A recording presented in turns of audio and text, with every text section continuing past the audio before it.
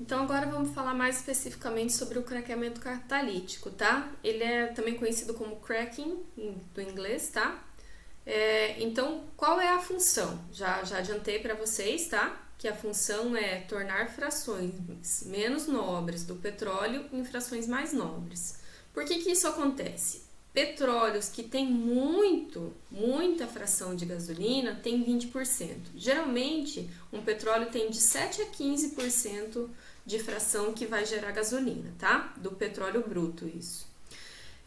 Como a gasolina é a fração de maior consumo do petróleo, é necessário um processo que permita obter mais gasolina. E esse processo, então, é o cracking, ou craqueamento catalítico, tá?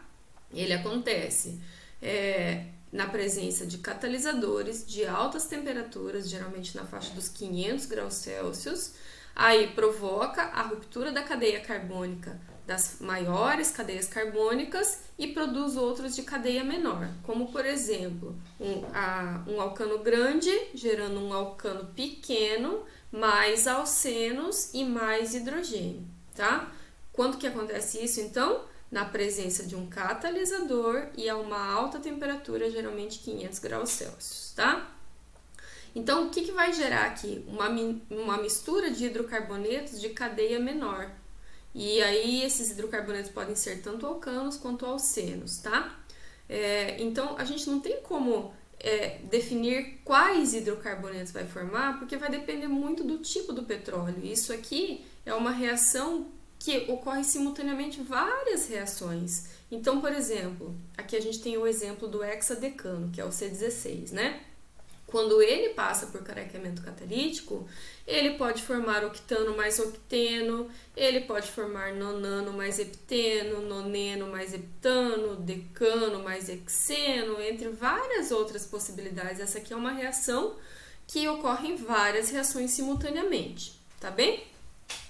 E aí, aqui também se formam grandes quantidades de hidrocarbonetos gasosos, que são os menores, né, de C1 a C4. E aí, a partir destes, junta-se eles para formar as cadeias de interesse, como, por exemplo, a gasolina, que é de C5 a C10. Então, a partir dos gasosos, você consegue juntá-los num processo inverso ao craqueamento e formar as frações de interesse, C5 até C10, tá? A gasolina que é formada por craqueamento, ela é conhecida como gasolina de polimerização. E ela pode ser obtida também a partir diretamente da destilação fracionada que produziu aqueles C1, C2, C3 e C4. Simplesmente não precisou passar por craqueamento, tá? Existem também a outra possibilidade. Você pega o petróleo puro, passa ele por destilação fracionada e produz bastante gases, que é C1, C2, C3 e C4, que C3 e C4 é a mistura que forma o GLP, que é o gás de cozinha, né? Se tiver demais disso aí, você pode juntar estes próprios, você não precisa pegar a gasolina, pegar a fração maior, que é, por exemplo, o querosene, quebrar o querosene por craqueamento catalítico para daí formar novamente a gasolina. Não, você pode também ter a outra possibilidade, pegar a gasolina pura, fazer a destilação fracionada, formar bastante C1, C2, C3 e C4 e pegar esse C1, C2, C3 e C4 e juntar para fazer gasolina, tá bom? Então, são essas duas possibilidades que existem. Continuando falando um pouquinho sobre essa etapa de produção de combustíveis, a gente vai falar agora um pouquinho sobre motor de combustão interna, tá? Que aqui na apostila ele fala simplesmente sobre motor de ciclo Otto, que é o de gasolina, tá? Mas eu vou passar para vocês também um pouquinho sobre o ciclo que é o combustível diesel, tá? Então, quando já vou colocar o videozinho que daí vocês vão entender bem aqui, para entender a diferença entre o motor de ciclo de gasolina e o de ciclo diesel, tá? Então, prestem atenção aqui. Nos motores a gasolina, durante o primeiro tempo, a admissão, a válvula de admissão se abre. O pistão desce e enche a câmara com a mistura ar-combustível. Reparem nisso, tá? A gente tem motor de ciclo a gasolina e motor de ciclo a diesel.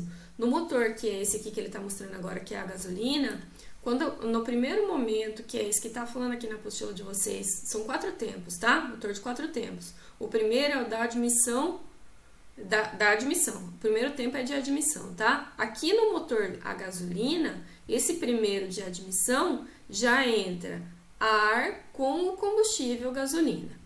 Em seguida, quando a válvula de admissão se fecha, começa o tempo de compressão, onde o pistão sobe comprimindo essa mistura. Quando o pistão chega perto do ponto morto superior, PMS, acontece uma centelha que explode a mistura ar-combustível. Reparem nisso também. Aconteceu uma centelha porque entrou o ar com o combustível, ele entrou, aí começou a comprimir, né? O pistão subiu e começou a comprimir essa mistura de ar com combustível. Chegou lá em cima, encontrou a vela. A vela só tem no motor de gasolina, no motor de ciclo Otto, tá? E aquela vela, ela gera uma centelha no momento que a mistura está super comprimida. Iniciando o tempo de explosão e movimentando o pistão para baixo com muita força. Na próxima meia volta do eixo virabrequim, a válvula de escapamento é aberta e o pistão sobe empurrando todos os resíduos para fora da câmara de explosão. E vai para o escapamento, né? A última etapa é a de escape dos gases que foram gerados e que não importa mais. Então, no nosso carro, isso é o escapamento. Por isso que o escapamento, a gente não pode entrar em contato com ele porque ele está muito quente, porque passou por um processo de explosão, né? E aquecimento. Nos motores a diesel, a válvula de admissão se abre e o pistão desce, enchendo a câmara somente com ar.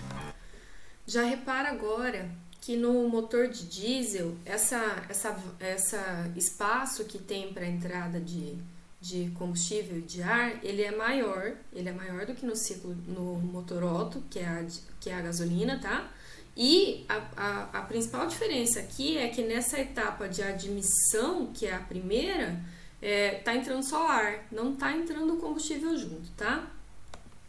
Em seguida, no tempo de compressão, este ar é comprimido, o que eleva a sua temperatura. Quando o pistão chega perto do ponto morto superior, PMS, o óleo diesel é injetado a uma pressão em torno de 200 bar e se inflama instantaneamente ao deparar-se com o ar aquecido.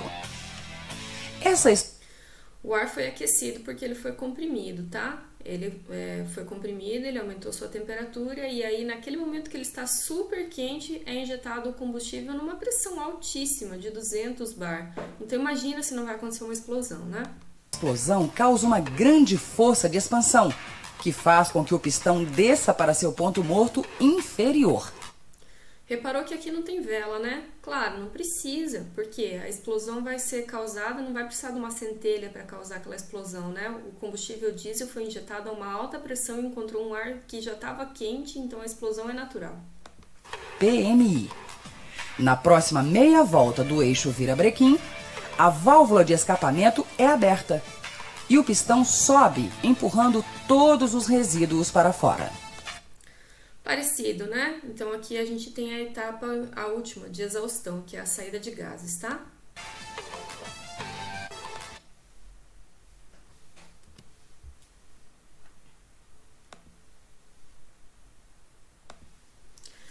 Beleza, então são essas 4 etapas, né? A primeira, a admissão do combustível com ar no ciclo Otto, que é a gasolina. Vamos falar agora só sobre a gasolina, tá? Então, a primeira etapa é a entrada do combustível com o ar, depois a compressão dessa mistura, depois a explosão, que daí é com a vela, né? E aí, por último, a saída dos gases, que é a exaustão. No motor diesel, muito similar, só que na entrada entra simplesmente o ar, aí ele é comprimido, aí ele é comprimido, né? Ele aumenta a sua temperatura, aí ele encontra o combustível que é injetado numa alta pressão, ocorre a explosão, aí numa última etapa a exaustão dos gases, tá? E daí, falando um pouquinho sobre o motor de carro, o motor 1.0, por exemplo, o que ele significa? Que ele tem um volume de 1 litro. Então, quanto maior for o motor do carro, mais combustível vai caber e mais potente vai ser o carro, tá? E maior o consumo de combustível. Então, o 1.0, 1.6, 2.0, ele tem a ver com o volume dos cilindros, tá bom? Que daí cabe mais combustível.